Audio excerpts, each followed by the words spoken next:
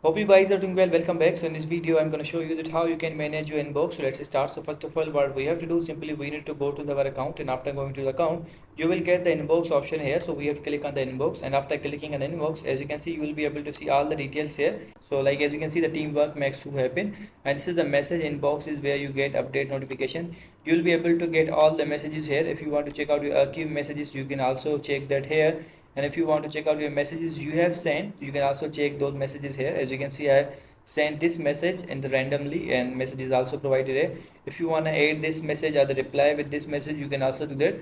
You have to write the message and then simply you have to hit the send, and the message will be sent. So if you want to cut this, you have to click on the cut, and the message will be cut. So as you can see, now the collaboration is also provided here, and the project is also mentioned here.